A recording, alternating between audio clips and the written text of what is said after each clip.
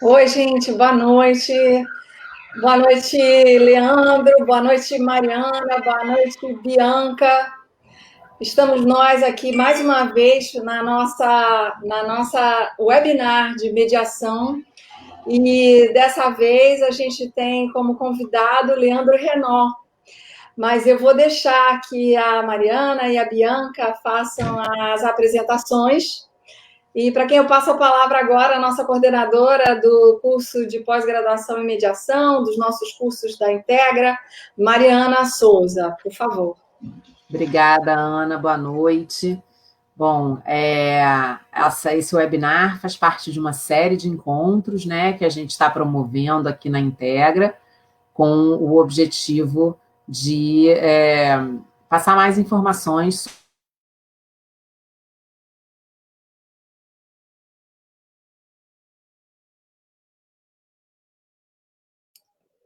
Acho que a gente teve aí uma pequena crise da Mariana, né? Mari, você está me ouvindo? Não. Então, vamos tentar continuar, Bianca? Você pega da onde a gente parou?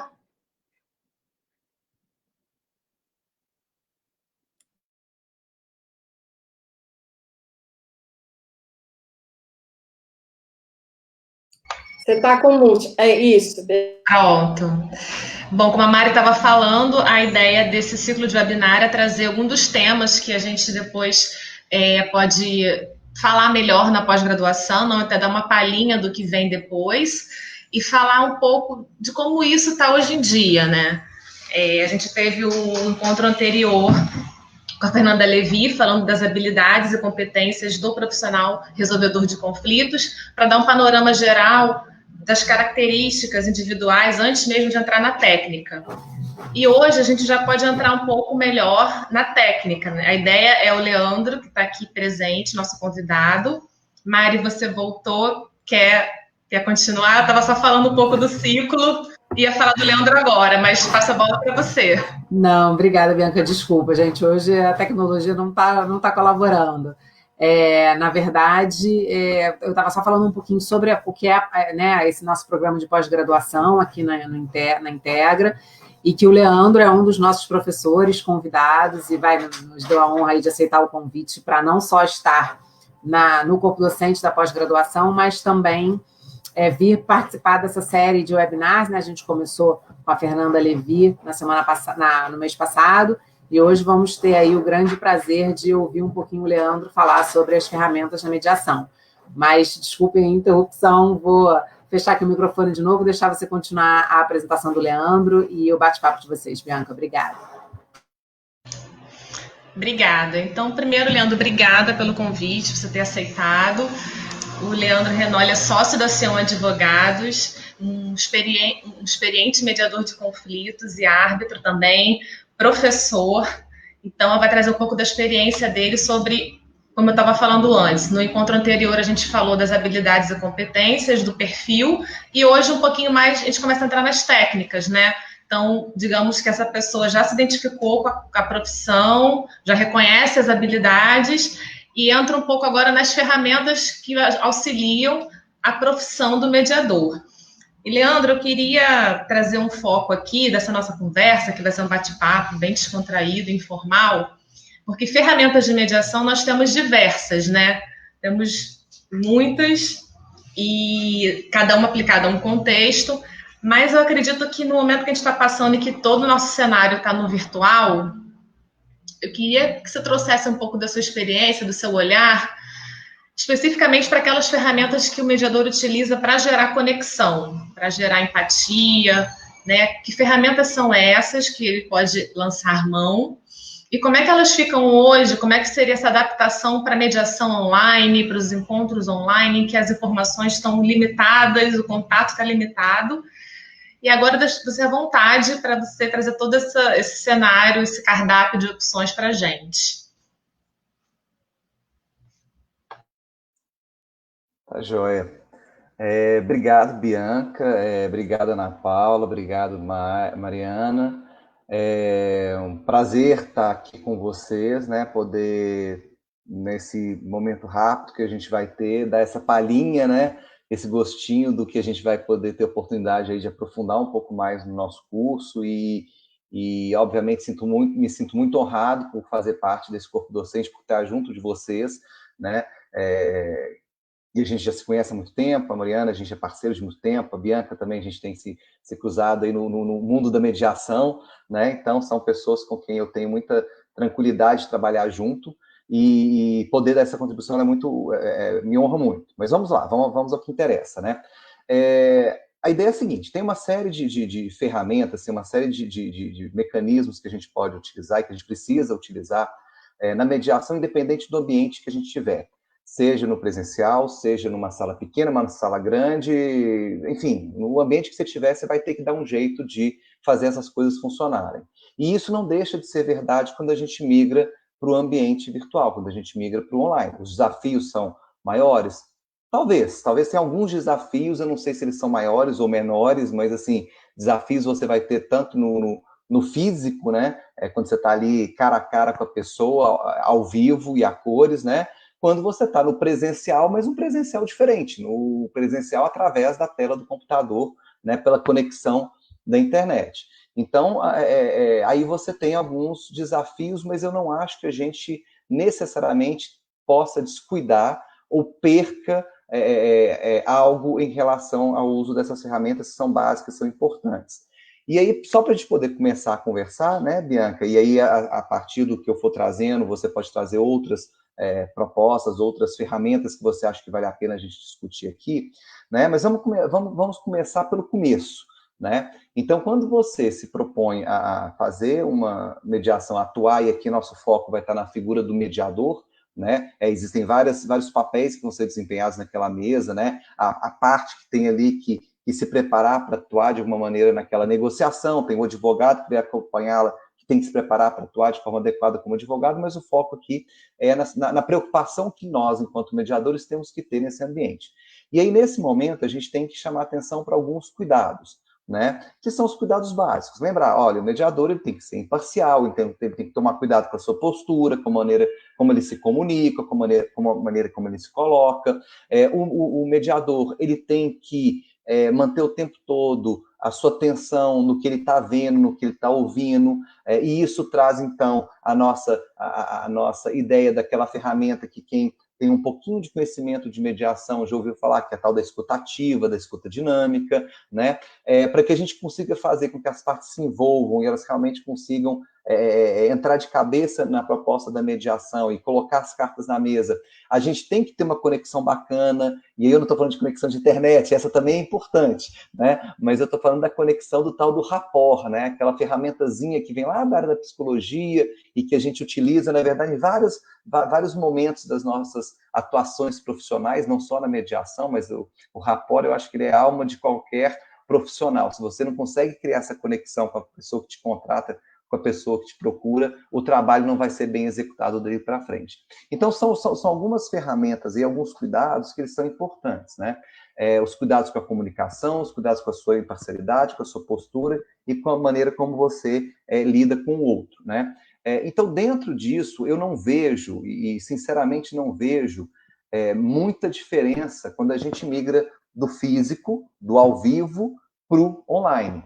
Porque mesmo, por exemplo, eu estando aqui na minha casa, nesse retângulozinho da minha tela, e a Bianca estando lá na casa dela, ou no escritório, né, não sei onde você está, mas nesse retângulozinho, eu consigo perfeitamente observar como que você está reagindo à minha fala, como que está a sua expressão facial, como que está a sua reação, o seu desconforto, o seu incômodo, eventualmente com o que eu falo ou com o que está acontecendo. Então, assim, tem muita coisa que a gente consegue perfeitamente continuar captando, mesmo através dessa telinha, né? Então, essas ferramentas básicas de conexão, eu acho que isso a gente não perde, né? Então, Até porque também a comunicação não verbal, Exato. né? O que eu não estou dizendo, mas eu estou mostrando nos Exatamente. gestos. Você pode estar no mute aí. Eu não posso estar ouvindo sua voz, não posso estar ouvindo sua respiração, mas eu estou te vendo. Então, o primeiro cuidado que a gente precisa ter, e aí eu acho que isso, a gente vai ter também esse desafio, que é o desafio da tecnologia,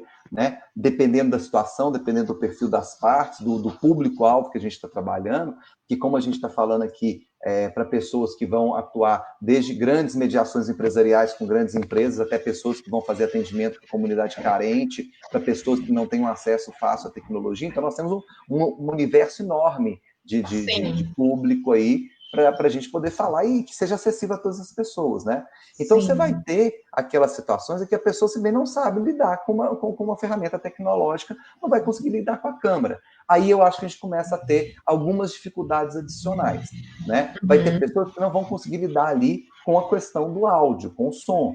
E aí aquilo vai gerar interferência, vai atrapalhar, quando a pessoa não consegue colocar no mudo para poder evitar o ruído de fundo, e aquilo atrapalha e vai desconcentrar as partes ali. Então, são vários elementos aí que migrar para o ambiente virtual, para o ambiente online, demanda um mínimo controle e um mínimo acesso à tecnologia. Mas voltando às ferramentas básicas, quando a gente fala da nossa postura, para a gente poder mandar essa mensagem da nossa imparcialidade, da maneira como a gente comunica, verbalmente ou não verbalmente, né? Isso a gente consegue manter plenamente, isso é muito importante, né? Essa conexão, que é o tal do rapport, essa ferramentazinha, né? É fundamental. E é possível a gente conseguir isso no ambiente online? Claro! Eu posso, com a minha postura, com o meu tom de voz, com a minha maneira como eu acolho aquela pessoa, com a maneira como eu me aproximo e dou espaço para ela se colocar, dou espaço para ela falar, eu estimulo ela a falar, eu faço com que ela se sinta à vontade. Isso eu não vejo que eu tenho que agir diferente ou muito diferente no online do que eu agiria presencialmente, mantendo o distanciamento necessário, que enquanto mediador eu preciso, mas sendo o nível de simpático suficiente para a pessoa se sentir acolhida, se sentir bem naquele ambiente e perceber que ela está ali, que ela pode confiar naquele sistema, que ela pode confiar naquele mediador e que, portanto, ela se sentindo confortável ali, ela consiga se abrir, né? Então, essa ferramenta do rapport, a gente consegue executar ela relativamente bem. Depende muito, obviamente, de cada um e como que eu tenho que me sentir confortável aqui, na frente desse computador, diante dessa câmera. Então, começa por aí. Sim, o rapport, para quem não conhece, assim, não está muito inteirado, se a gente pudesse dar uns exemplos, assim, de como seria fazer esse rapport. Como seria uma abordagem que você fala, bom, agora eu preciso fazer um rapport aqui que está precisando. Tá, eu vou dar alguns exemplos, e até eu acho que fica fácil da gente entender um pouco sobre isso, né? Depois você pode até complementar, porque eu sei que você sabe muito bem disso também, né? Mas é aquela conexão que você precisa ter com a pessoa para ela se sentir bem acolhida. E como que a gente faz isso? A gente faz isso demonstrando que a gente está escutando, que a gente está disposto a ouvir a outra pessoa, que a gente faz com uma postura corporal de verdadeira atenção ao que a pessoa está falando, né?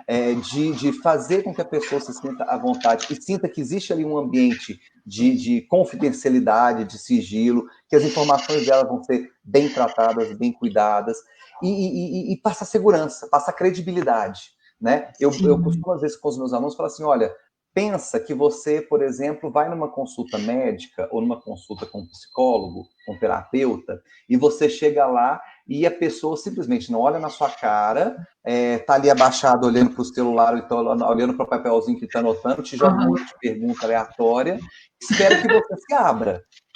Cara, zero relação, né? Não, eu não vou te contar minha vida. E se eu estou falando na área da psicologia, que eu tenho que contar até aquelas coisas que eu tenho medo de olhar para o espelho e falar sobre elas, não dá uma chance.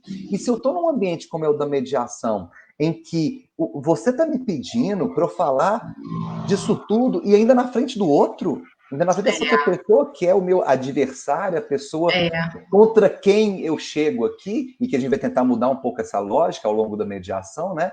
Então, assim, esse olho no olho, essa postura de acolhimento, de deixar a pessoa à vontade, deixar a pessoa se sentir confortável e que ela pode confiar em você enquanto profissional. Então, você tem que passar segurança na sua fala, você tem que passar segurança no que você tem conhecimento. Então, explicar para ela o processo é um ponto importantíssimo para você criar o rapport Porque na hora que ela entende o que vai acontecer ali, na hora que ela percebe que você sabe o que você está fazendo, ela se sente mais segura e ela vai ter mais confiança em você. E aí, até dentro dessa lógica do rapport, entra a outra ferramenta, né, que é da escutativa. Sim. Né? Que tem relação direta com isso. Ou seja, se você não consegue demonstrar que você está ali interessado e disposto a ouvir o outro, né, não vai criar essa conexão. O outro não vai se sentir à vontade, não vai se sentir bem. Né? E aí é uma outra ferramenta também que a gente pode eventualmente falar sobre ela, né, que é da escutativa. Sim, então eu também entendo o rapport como mediadora, explicitamente, não basta eu parecer que estou dando atenção. O rapport, ele tem que ser explícito, né? Ele precisa de uma demonstração muito clara para o outro visualizar que eu estou conectada com ele. Então, se eu precisar repetir os gestos, se eu precisar repetir algumas palavras, entrar meio que no ritmo com a pessoa, né? Para a gente, como se estivesse numa sintonia ali, conectado. Porque muitas vezes a gente tá, mas às vezes isso não transparece. Mas o rapport é quando você... Opa, peraí, agora eu preciso evidenciar que eu estou fazendo isso, para deixar bem, bem claro. Isso é bacana, Bianca, isso que você está falando, porque às vezes eu costumo falar com os alunos, que a gente fala assim, olha, toma muito cuidado com as suas caras e bocas, para você não passar uma impressão de parcialidade, não fica interrompendo as partes no momento da fala. Aí tem aluno que acha que é para você virar uma estátua, né? Você parar, ficar olhando para a cara da parte, da pessoa. Porque você tem que ser neutro, mas não neutro no sentido de não expressar nada. Você vira uma parede ali na frente da pessoa. Exatamente. Né? Então, assim, é você, sim, ter cuidado com a maneira como você reage, com a maneira como você coloca as suas perguntas, como você faz as suas colocações, cuidado com a sua expressão facial, porque, eventualmente, ela pode gerar uma interpretação equivocada, pode gerar um desconforto, mas isso não significa você virar completamente uma parede ali, um pedaço de pau ali na frente de outra pessoa que não reage. Né? E aí a pessoa não vai saber nem se você está entendendo. Muito até pelo contrário, né? Porque às vezes o próprio comportamento do mediador vai espelhando nas partes um comportamento também de se soltar e da comunicação circular de alguma forma. Acho que o mediador, ele dá esse gatilho, ele tem que dar esse ritmo, e o rapport ajuda nisso. E aí, até uma outra coisa que eu acho que ela é muito bacana e que funciona isso, a gente tem que adotar uma postura e uma linguagem que ela seja próxima das partes. Totalmente. Então, eu sou advogado, eu sou formado em Direito, e de repente eu chego lá com uma parte que ela é mais descolada, ou ela é mais humilde. Se eu começar a ficar muito formal, com um diálogo muito cheio, rebuscado, muito cheio de juridiquês, a pessoa vai ficar coada. Né? Não é para poder sair falando palavrão ou começando a usar gíria à torta direita. Não, eu posso manter uma postura profissional adequada, mas com uma postura e uma linguagem mais próxima daquilo que aquela pessoa está acostumada. Para ela se sentir no ambiente dela, se sentir bem acolhida. Fala assim, olha... E as pessoas, às vezes, quando elas procuram esses mestres, elas vêm muito cheias de medos, por desconhecimento, né? Por ter algum tipo de receio em relação ao que ela vai falar e qual vai ser a consequência jurídica daquilo. Então, você tem que fazer a pessoa realmente se sentir à vontade ali. E para isso, você tem que realmente ter uma conexão bem próxima, como você falou, da pessoa, sentir que você está na mesma sintonia dela, que você está no mesmo ritmo, na mesma vibe, né? E é isso. E que, de alguma forma, o papel do mediador ali está servindo de contribuição, né? Ele não é simplesmente uma pessoa que está passiva, neutra, a ponto de não estar contribuindo com nada. Eu acho que ele acelera um pouco essa comunicação entre as partes.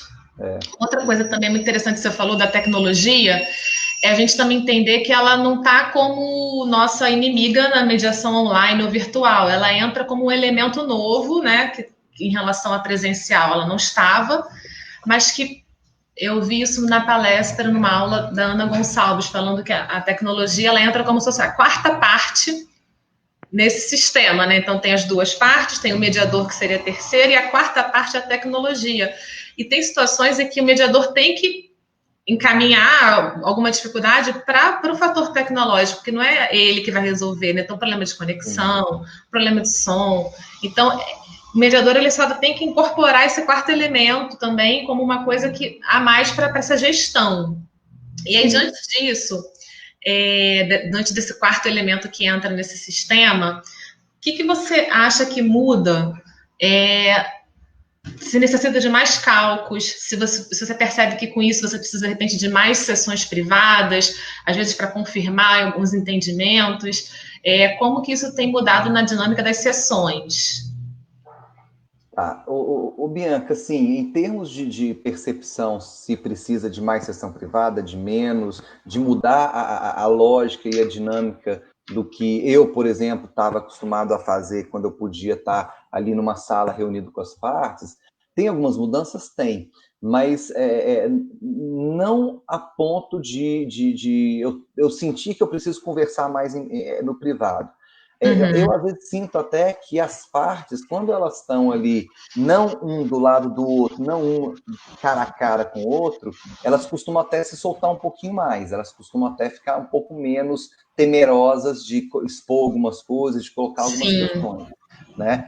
O desafio que eu acho que a gente tem aí, dessa questão tecnológica e que a gente tem que se adaptar, é como fazer essa transição, né, para uma sessão privada, como você manter a outra parte participando, né?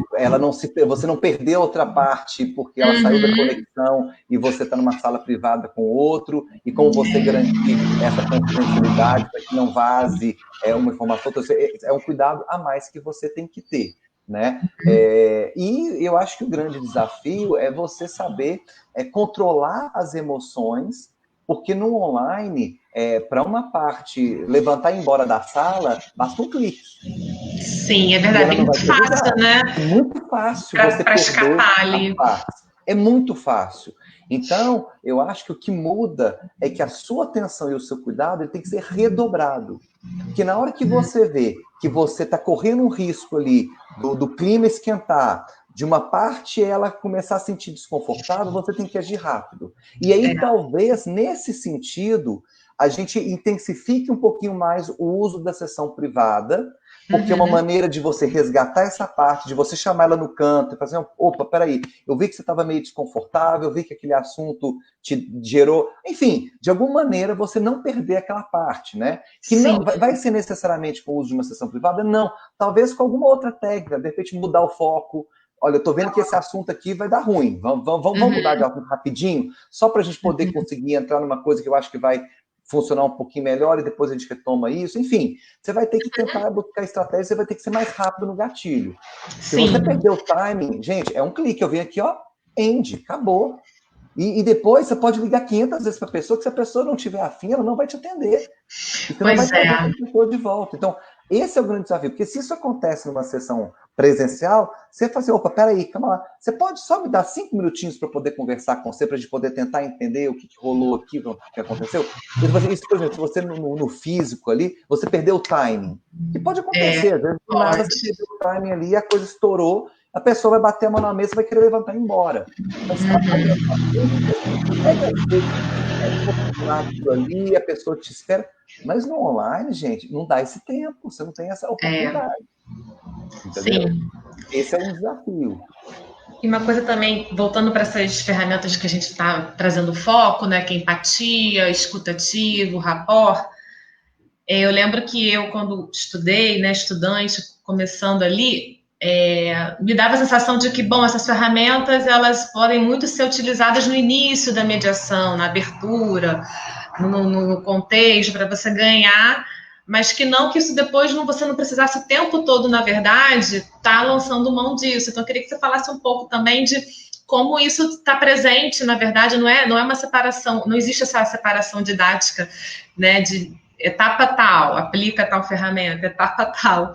Como que isso funciona para um mediador experiente como você perceber, opa, agora eu acho que eu tenho que lançar a mão disso daqui, agora eu preciso lançar a mão disso daqui. E como isso, na verdade, é muito dinâmico, né? E quanto mais ferramentas, mais você está preparado para isso. Bianca, eu não consigo ver como que você possa conduzir uma mediação sem estar com pelo menos essas ferramentas que você mencionou ali ativas o tempo todo. Do primeiro momento até o último. Como é que você vai conduzir sem exercer a empatia, a escutativa, o rapport, sem garantir que você esteja ali conectado, que a pessoa está em sintonia com você?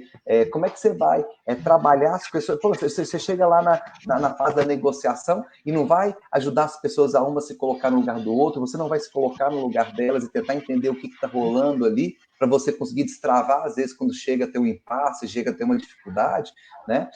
Você não vai escutar ativamente e ajudá-las a se escutarem ativamente. Isso é o tempo todo. Né? Não tem como você se descuidar, como você não se descuida da sua imparcialidade, como você não se descuida da confidencialidade de vários outros elementos essenciais aí da mediação. Então, eu não consigo ver alguém conseguir conduzir bem uma mediação, e aí não interessa se é no online, se é no físico, se é na sessão privada, se é na sessão conjunta. Tem ferramentas que são essas basiconas aí que a gente está falando delas, que é impossível você imaginar alguém conduzir essa mediação sem ter esse cuidado, sem fazer esse acompanhamento minuto a minuto, segundo a segundo. Né? Sim. Uma outra coisa também que me vem à mente aqui, que agora são momentos que podem acontecer tanto presencial quanto online, mas eu fico imaginando aqueles momentos de pausa, assim, de silêncio, em que no meio da mediação alguma coisa é jogada e as pessoas ficam meio que no silêncio, processando aquilo. Como que tem sido lidar com esses momentos no online de pausa, de silêncio, de reflexão? Assim, geralmente é um momento de interromper, ou fico no silêncio esperando, não muda nada em relação ao presencial. Quem já fez análise alguma vez na vida sabe muito bem a importância de repente, falar, opa, vamos ficar hoje por aqui? Né? Bom você pensar um pouquinho nisso que você falou. Então, você vai ter vezes que você vai fazer isso. Você vai ter, eu detesto essa associação de mediação com terapia. A Mariana sabe muito bem disso, do meu pânico, dessa mistura, né? Mas eu uso esses exemplos porque tem ferramentas realmente que a gente utiliza, não para fazer terapia com as pessoas, não para poder transformar a mediação numa grande sessão de terapia, mas que são ferramentas que elas são importantes porque elas promovem a reflexão. E um dos objetivos da mediação e um dos papéis do mediador é exatamente provocar as pessoas para que elas reflitam sobre pontos que elas precisam compreender melhor, questões que elas precisam escutar melhor uma da outra, para que elas deem conta de tomar as decisões que elas têm que tomar. Não é para fazer terapia. Eu diria até que se chega nesse momento do silêncio, bom sinal, né? O sinal de que a reflexão está... Você tocou em alguma coisa. Você tocou em alguma coisa que talvez vai dar uma mexida. É fundamental. Sim. E aí, o que fazer nesse silêncio, Bianca? Vai depender. Vai depender do impacto que aquilo gerou. Então, de novo, a sua escutativa, a sua atenção, o seu olhar, ele é muito importante. Né? Por isso que eu acho que para a mediação online ela funcionar muito bem, é muito difícil a gente fazer isso se não tiver em todas as partes com vídeo ligado. Com certeza. Com as regrinhas básicas ali. Eu não vou dizer que é impossível, mas eu acho que dificulta enormemente, né? Você fazer uma mediação sem conseguir perceber o que está acontecendo com aquela parte, como que ela está reagindo ao que está sendo falado por você, mediador, pela outra parte. Então, eu acho que esse é um ponto básico, essencial, e que não vou dizer que inviabiliza, mas quase inviabiliza. Né? Sim. Eu vou só... Mas aí é isso. Assim, eu acho que só para concluir a questão que você me perguntou aí do que fazer com esse silêncio, né? Eu acho que é isso. Vai depender muito da sua interpretação do silêncio. Dependendo do que tiver acontecido, você vai fazer o quê? Você vai dar aquele tempo do silêncio, você vai observar as partes e vai ver como que elas estão ali confortáveis ou desconfortáveis com aquilo, né? E aí o silêncio você tem que moderar ele muito bem para ele não ser longo demais, que gere desconforto, mas que ele gere o desconforto. A pessoa achar, travou ou não travou? Não, tô só em silêncio, refletindo. Não, tô só refletindo, né? Então, assim, é o momento de você dar aquela pausa e retomar. E retomar, às vezes, com uma outra pergunta que promova, que traga elas para poderem se posicionar em relação àquilo que foi falado. Se é um desconforto que você sente que a coisa todo mundo ficou meio sem chão, você pode, de repente, partir para uma sessão privada, ou dependendo do andamento que a sessão teve até ali, é o momento de fazer igual a sessão de terapia e vamos ficar hoje por aqui, né? E vamos agendar um retorno. Então, assim, depende muito. Eu acho que assim, é importante que todo mundo conheça essas ferramentas básicas. Eu acho que a proposta do curso é exatamente essa, que a gente consiga trabalhar um pouco melhor essas ferramentas e trazer isso de uma forma mais clara, aprofundar, praticar, né? E a partir do momento que você assimilar isso, que com o tempo, com a experiência, você vai percebendo que não tem muito como você não estar usando isso o tempo todo e a coisa vai fluindo mais naturalmente e vai fazendo sentido, né? Eu acho que é isso. E eu acho também que, de repente, pode ser uma boa opção quando tiver aquele momento de silêncio, né, que está caminhando para vamos dar um tempo por aqui, fazer, de repente, um resumo dos avanços daquele dia, para não achar que, poxa, empacamos aqui, não conseguimos... Não, mas olha quanto que a gente já fizemos aqui hoje na agenda. Pode ser bom também para trazer um pouco de refresco, para fechar bem aquela sessão. Exatamente. É isso mesmo. A Mariana e a Ana estão voltando. Ai, gente, Leandro sempre... Muito bom, né? Muito gostoso. Como o Leandro falou, a gente já se conhece há muitos anos e trabalhamos em alguns projetos juntos, mas é sempre um prazer enorme te ouvir, tanto que a gente continua te convidando. Pode continuar. E eu sempre vou aceitar, você já sabe disso. Eu estava aqui pensando, enquanto vocês estavam falando, né, Leandro, você tem uma experiência aí como advogado e como advogado de arbitragem, né? Você acha, pela sua experiência, que quando as partes, ou os advogados das partes, né, conhecem as ferramentas de mediação, né, conhecem mediação, especialmente as ferramentas, mesmo quando eles não conseguem, numa mediação, chegar a um acordo e partem para uma arbitragem, você acha que isso ajuda de alguma forma? Faz alguma diferença você estando num litígio, né? Você está lidando com pessoas que têm essa formação, que têm esse conhecimento? Eu acho que sim, Mariana. Isso depende muito da pessoa. Aí eu acho que entra as características pessoais de cada um. Tem gente que incorpora o espírito da mediação e leva isso para as outras atuações, né? Como árbitro, como advogado. Eu fico muito atento para eu estar sempre fazendo isso, porque eu acho que o que a gente assimila na mediação contribui enormemente para as nossas atuações como árbitro, como mediador. Então, quando eu estou como árbitro, eu sempre tento, de alguma maneira, trabalhar com essa escuta ativa, trabalhar com essa empatia, com esse rapport, tentar ver ali janelas de oportunidade para poder trazer um pouco aquelas pessoas, para elas entenderem um pouco melhor quais são as suas posições, separar isso dos interesses, como trabalhar isso para que elas consigam, ainda que num ambiente de contencioso, ter esses interesses atendidos. E eu faço a mesma coisa quando eu estou como mediador. Então, assim, quando eu estou lá redigindo as minhas alegações, redigindo lá as minhas réplicas, tréplicas, não sei mais o quê, eu não deixo de estar o tempo todo atento a qual é o interesse do meu cliente, quais são as necessidades do meu cliente com essa demanda. Como é que eu posso trabalhar isso e, de alguma maneira, trazer isso para dentro do procedimento de mediação, para que, ainda que a outra parte seja muito litigiosa, seja muito de contencioso, e a gente tem, infelizmente, visto cada vez mais isso se acirrando no ambiente da arbitragem, né, aquele contencioso quase que de briga, de judiciário, né, e, de alguma maneira, trazer isso no meu discurso, trazer isso na minha fala e ver até que ponto isso faz sentido, isso está sendo bem acolhido, e isso está sendo bem ouvido, mas sem perder a ideia de que eu tenho que ser estratégico também na minha atuação enquanto advogado na arbitragem. Não posso perder o olhar e o cuidado do ambiente do contencioso. Mas, assim, para mim, Leandro, faz muita diferença, né? Mas eu também já vi isso com alguns colegas. Eu já vi a postura em tribunais arbitrais nos quais eu tive a oportunidade de participar, seja como coárbitro, seja como... E é interessante, porque toda vez que eu estou num tribunal arbitral, ou estou como advogado, como todo mundo já sabe que eu adoro a questão da mediação e que eu tenho essa experiência, então o pessoal já sabe, vamos deixar que essa peteca está com o Leandro. Então, na hora que está lá, na hora do tribunal falar, eu falo assim, gente, posso dar uma palavrinha? Aí o pessoal já sabe que eu já vou dar uma puxada ali de assunto com os advogados, com as partes. Gente, vocês estão entendendo o que vocês estão fazendo aqui? Vocês conseguiram fazer esse raciocínio? O que vocês vieram buscar aqui? Aí eu começo, né, com um trabalho ali de falar assim, olha, gente, mesmo isso aqui sendo contencioso, mesmo tendo uma sentença, é importante que você se sintonize com aquilo que os seus clientes estão realmente querendo.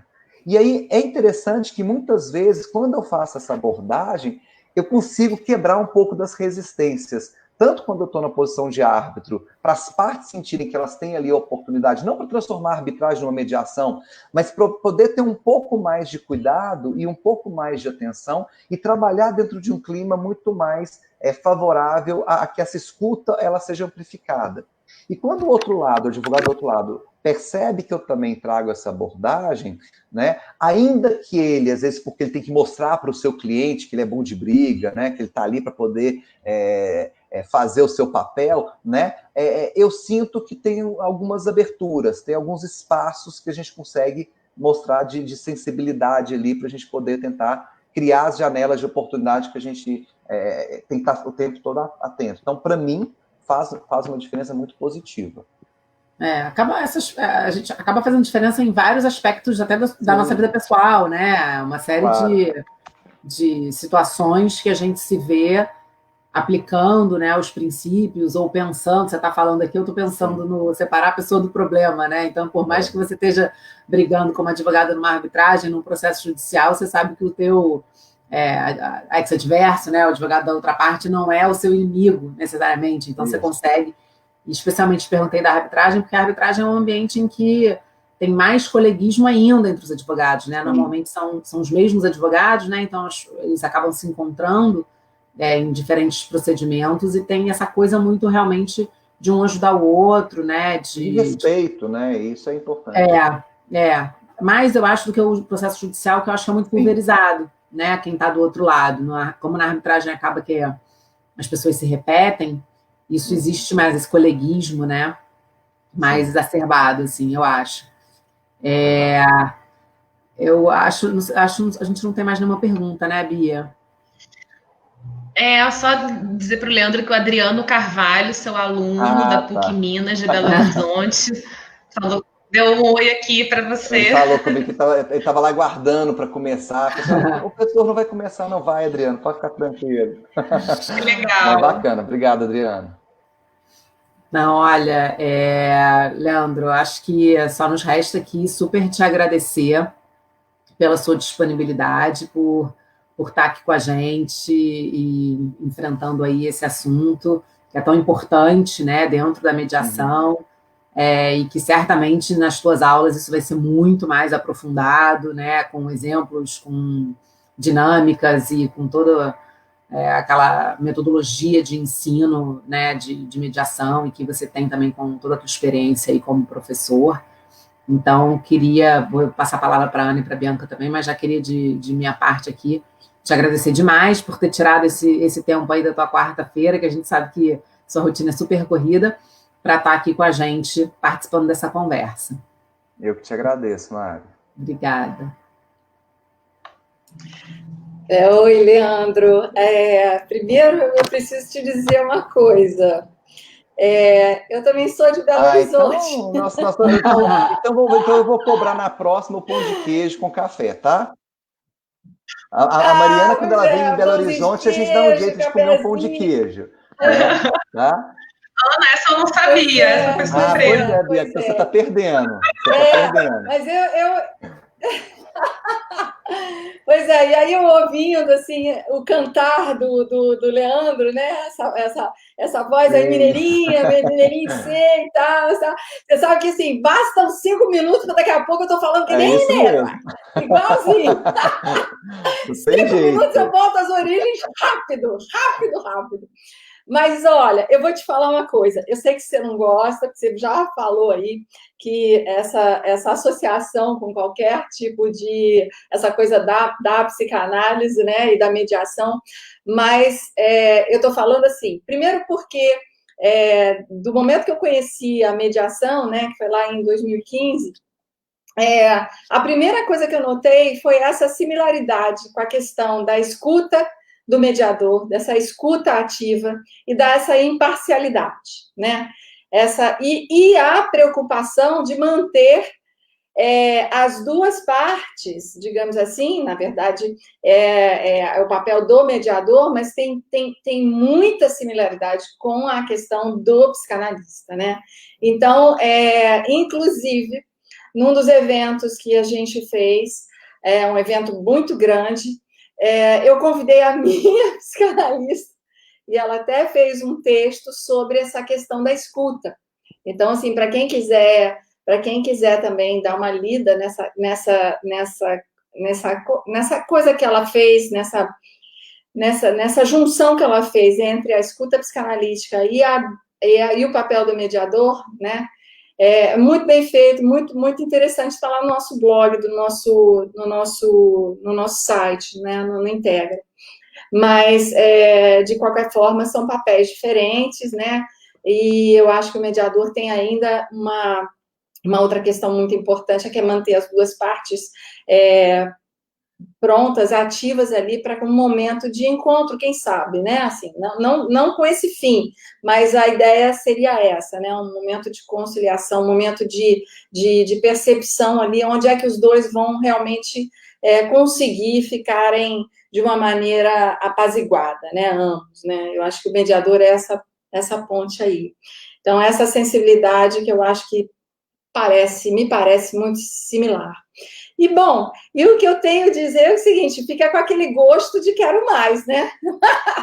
Fica com gosto de quero mais e agradecer muitíssimo você, realmente, por estar aqui com a gente, dando essa baita contribuição aí do seu conhecimento.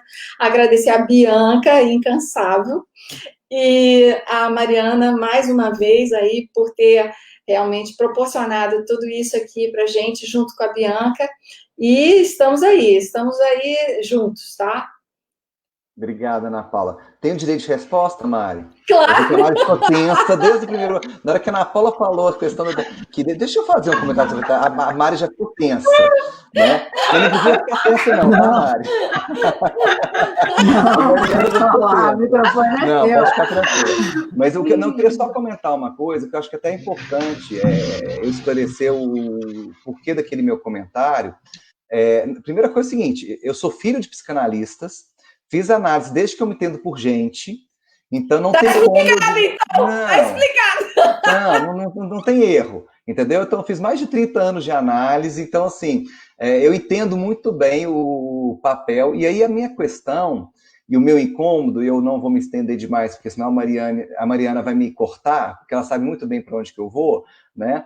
É a mistura de papéis, né? E, sobretudo, sem a devida e necessária transparência. Porque quando uma pessoa procura uma mediação, ela não está procurando um espaço para fazer uma terapia, para poder fazer uma terapia de casal, ou então se tratar pessoalmente, né? Ela está ali porque ela tem uma questão que ela precisa resolver, e ela entende que, através da comunicação, através do diálogo, através das ferramentas que a mediação oferece, ela vai conseguir trabalhar com isso. Agora, não tem dúvidas de que várias das ferramentas, vários dos movimentos e das técnicas que a gente utiliza na mediação, elas buscam, inclusive, fonte nos métodos terapêuticos, na psicanálise, a questão da escuta. Eu costumo falar isso muito com os meus alunos. Olha, vocês tinham que fazer o curso de psicologia e o curso de direito, vocês aprenderem a escutar. Porque a gente só aprende a ficar falando, fazer discursos, né, no direito. Ninguém aprende a escutar, né? Então, isso o pessoal da psicologia tem muito bem. Mas da mesma forma que a gente tem que tomar cuidado quando nossa formação em direito, para a gente não ficar dando orientação jurídica, ficar sentenciando e dizendo para as partes o que elas têm que fazer, o que a lei, o artigo tal mandou, o que faz, o que não faz, uma pessoa que tem uma formação em algum método terapêutico, né, em alguma dessas várias possibilidades que você tem aí de atuação de um psicólogo, de um psicanalista ou de outras atuações aí, de você saber o limite também da sua atuação, né? Então, a terapia, ela tem um objetivo. E não quer dizer que, às vezes, ao longo da mediação, não haja a necessidade daquelas pessoas também se tratarem, delas também fazerem a sua terapia. Mas cada coisa no seu devido lugar e com a devida transparência e abordagem feita da maneira correta. O que me incomoda é você misturar e às vezes a pessoa nem saber que de repente você está fazendo uma sessão de qualquer coisa ali com ela, sendo que ela foi ali para resolver. Então, só para te dar a minha experiência. Então, eu também, por exemplo, eu trabalho aí pegando o nosso aluno aí, o Adriano, que é da PUC. Lá na PUC eu trabalho no Serviço de Assistência Judiciária e lá a gente atende muito caso de família, né? Praticamente a minha experiência com Caixa Família, ela se limita à atuação lá no SAJ. É óbvio que você percebe nitidamente diversos momentos que aquelas pessoas precisam de uma abordagem de terapia, delas fazerem terem um espaço. Para isso, a gente tem uma parceria com o curso de psicologia, e quando a gente sente que essas questões que a pessoa precisa dela se tratar, dela se cuidar, dela ter um outro tipo de abordagem, um outro tipo de escuta, né, ela é encaminhada. A gente faz o encaminhamento. E aí é opção dela querer ou não se tratar. É ela que tem que decidir se ela quer ou não cuidar daquilo. O que nós vamos fazer é o seguinte, olha, considerando esses pontos que você está trazendo, não tem como a gente avançar, você não vai conseguir sair do lugar enquanto você não resolver isso. O que você vai fazer com isso? A decisão é sua. Tá certo? Porque ainda que eu tivesse formação em alguma dessas terapias aí, que são várias, e tem várias que estão na moda hoje, até no ambiente da mediação, né? Eu não fui contratado, eu não fui chamado ali para atuar dessa forma. O meu serviço foi outro. Assim como eu, apesar de ser advogado, eu não fui chamado ali para ser advogado. Então, eu acho que é importantíssimo, e sobretudo quando a gente fala para um público leigo, e a gente fala para pessoas que estão dispostas a querer aprender mais sobre mediação, que essas pessoas vão ter que conseguir fazer muito bem essa separação. Mas eu estou super de acordo com você que a gente vai beber na fonte de várias outras áreas, da área da psicanálise, da psicologia, e porque a mediação ela é multidisciplinar, ela é interdisciplinar, ela tem essa integração, e isso é muito bacana, isso é muito rico, e a gente tem que ter essa abertura, mas respeitar a transparência e o papel que você foi chamado para executar ali. É só isso. O meu incômodo quando eu falei aquilo, né, é esse. Mas, assim, adoro a profissão dos meus pais, me salvou. Tipo assim, encontrei a luz, né, depois de 30 anos de terapia, de análise, né, então eu sei muitíssimo bem o tanto que isso é importante. Mas, pegando até o meu exemplo, só funcionou a partir do momento que eu resolvi fazer. Quando eu era jovem, os meus pais me obrigavam a ir lá fazer, não dava a menor pelota. No dia que eu percebi a importância e eu tomei a decisão de que eu precisava cuidar dos meus problemas, aí a coisa aconteceu. E é assim que tem que ser. A gente orienta... Autonomia, né? Autonomia, é a base a tal da autonomia da vontade. Exatamente, a gente não pode desrespeitar isso. Eu acho que é isso. Viu, Mariana? Com certeza. Eu fui tranquilo, tá vendo? Eu sei me controlar. Tranquilo. Eu sei disso, tenho a menor dúvida disso. Obrigada, Leandro. Eu agradeço, gente. A Bianca ia falar e eu interrompi. A Bia. Eu só ia agradecer, dizer que foi muito bom falar dessas ferramentas, assim, foi bom ter escolhido essas específicas de conexão, porque você é a pessoa certa para falar delas. Sem transformar em terapia. Isso! Falar de escuta, falar de rapport, falar de empatia, sem transformar numa grande sessão de terapia. Foi ótimo, foi ótimo. Com certeza. Trazer essa diferença. Muito obrigada. Obrigada. Muito obrigada, obrigada a todas, meninas. Valeu. Obrigado, gente. Boa noite, gente. Tchau. Boa noite, gente. Tchau.